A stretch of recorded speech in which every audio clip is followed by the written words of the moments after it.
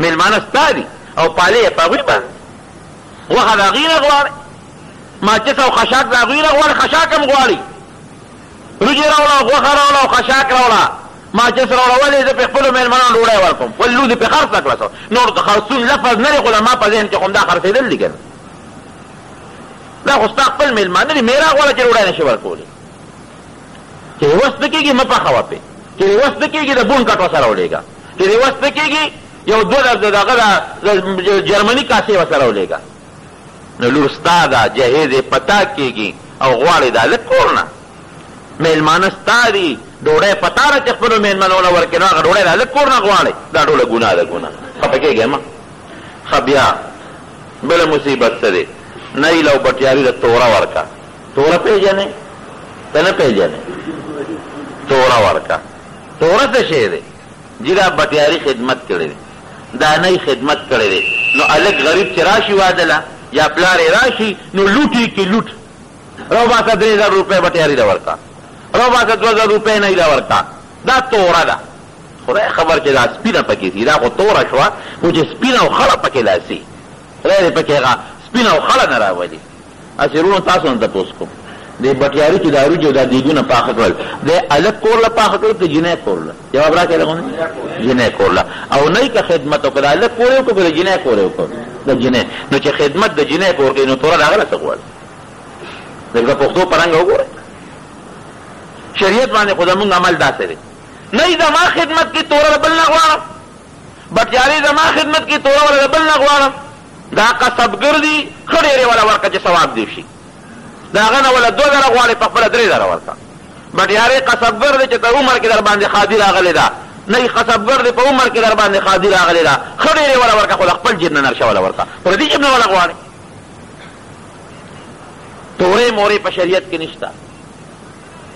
قصبګر له ښه ډېرې ورکړه او د جیب نه ورکړه بټیاري له ښه ډېرې ورکړه او د جیب نه وله ورکړه د بل نه وله ولې غواړې نبی کریم صلی الله علیه وسلم خو حضرت علي صاحب ته دا نه دی چې ګورې دونه به کټونه کې دومره به اسمانونه کې او دومره به ورسره ځمکې کې دی نه دي ویلي او نه دا چې علي صاحب ډوډۍ به ورکوم دومره روجې راوړه او دومره غوښه راوړه ماچسو ډبې پرې سر د پاسه کېده او بیا چې راغلی دی چا به توره راوباسه الله نه توره شته او نه څه بل څه شته ښکلې ساده واده دی د هلک او د جنۍ او د جنتیانو د سردارې واده دی عامه بیبیم نه ده د جنتیانو د سردارې واده دی او د جنت سردار ته واده کېږي نه پکې تورې شته او نه پکې قصې شته او ښه مزېدار ښه شته ښکلې واده وشو نبي علیه السلام مبارک د خپله مټه ونیوله او خپله لور یې د خاوند کور ته بوتله پروردګار دی داسې رواجونه شریعت مطابق زموږ په دې وطن کې راولي په واده باندې خرچه نه کېږي ما له چا کارډ راوړی که را سره پروت دی را سره ناشنا کار دی ناشنا د هلک او د جینۍ پوټوان دي پې یو له مې ویدلی راوړمه خو مې سیو پوټۍ بده غوندې ده نو ما وی که دا هسې چې ته بعضې وخت خلک تصویرونه وباسي هلک خو مې وکړت خو د جینۍ تصویر مې دا به چې تاسې چې د ډمانو یا د دغه به نو چې مې تپوس وکوې نه دا هغه جینۍ چې دی هلک ته ودېږي د هغوی تصویرونه او د سرو زرو په اوبو یې پې خط لیکلی دی د سرو زرو په اوبو لیکلی شوی خط سونې په هغه سوهاګه ده که څه شی د سرو زرو په اوبو نو تپوس مې وکړ مې دا لکه په دې کارډونو خو بله لویه خرچه راغلې وایي په دې باندې 46,000 روپۍ صرف په کارډونو خرچه راغلې ده 46,000 روپۍ دا د کارډونو خرچه او د شپې چې هغه کم دمتوب پکې شو او د شپې پکې کم شرابونه وڅکلي شو نو پروردګار خو انسان له سزا ورکوي الله داسې سزا ورکوي چې کلاشنکوپ ته اوچلېد یو پکې مړ شو 14 پکې زخمیان مې زه اوس هغه کارونه دی راوباسم د شپې ډمان او ډمتوب او شرم او حیا خو دومره د خلکو نه ور دي چې مولیانو لم دا کارونه لیږي نو یو مجلس کې علما ناستو نو زما له خوی دا خبره وته نو یو ډېر لوی عالم دی هغه مناسب ما هم دا خطا لګېدل مولیان هغه واده له غواړي چې د شپې پکې شرابونه او ډمې ګډوي او ویسیارونه خو پکې پرېږده او بیا پکې ډول ډبلي او سورناګانې دا زموږ خادی دي دا د یوې شپې سودا د یوې شپې دا دومره خواري دا یوې شپې له کېږي او واده به چې د په 14مه صدۍ کې لري انساني موږ هم په لوی قهر او په غم اخته یو. د ترور د لور مې واده دی، د ماما د زوی مې واده دی. ښه نو څه چل وکړو؟ د لاړه شه واده له ډوډۍ ته وخوره نه که نه، دا به پکې د کنخاب جوړه راله راوړئ او دا به پکې د پلانکی جوړه راوړئ او دا به پلانکی لوپټه راوړئ. نو چېته په شلم کندي کې به د رګ رګ به چېته د توت ته به توری ختلي لوړې خپلوان به نو 15 جوړې به تم کور ودانې لکې. ولې د ښځو لا بېله نخره ده. یاره دا یوه جوړه خو چې موږ د شپې په نکریزو به اچوو. ښه نو دا بله دا نو څه کوې نو چې په نکریزو کې یوه جوړه نه چې خلک یې وویني نو هغه جوړه خو بیا څوک نه اچوي که نه. نو واده له به بیا بله جوړه نو پکې هغه خپې هرته ده او که پتنګه راغې له به بله وي. ولې خپې هرته وي خدای خبره چې دا لا کم رواج دی او دا پکې بیا اومه ده او دا پکې هغه توبه مې دي توبه. هلک بوځي هلک نو سیی به په کرسی باندې کښېنئ په کرسی او جینۍ هم ورسره کښېنئ. نو ګیر چاپېره چې د دنیا پردی پیغلې جینکۍ راتاو شي او څوک وله په ګوته نکریسي پورې کوي او څوک وله په غوږ پورې کوي او څوک وله په پوزه پورې کوي. یا مسلمانانو نو په دې قوم د خدای قهر نه راځي نو په چا به راځي؟ جینۍ هم ناوې او هلک هم ناوې، هلکان هم ته ګیر چاپېره راتاو دي او جینکۍ هم ته ګیر چاپېره راتاو دي. په دې قوم به قهر نه راځي؟ وایه اوس زلزلې دي او زلزلې دي او زلزلې دي ما یو پاتې ده ابه د 8 نمبر نه تیزه راځي پاتې ده. ولې دا چې کم پاتې بېغیرته خلک په دا کوڅو کې ګرځي او بازارونو کې ګرځي دا به خدای پرېږدي څه؟ دا به م وایي دا پاتې کېدو والا خبره نه ده. نن هغه زلزله هلته کې راله ته وخوله یو اونه به څوک قسم په خدای که څوک ولقوي یو اونه نه شي رقولی. او چې د الله قهر او غضب ان بطش ربک لشدید د الله قهر او غضب راغی دنیا درته وجړقوله.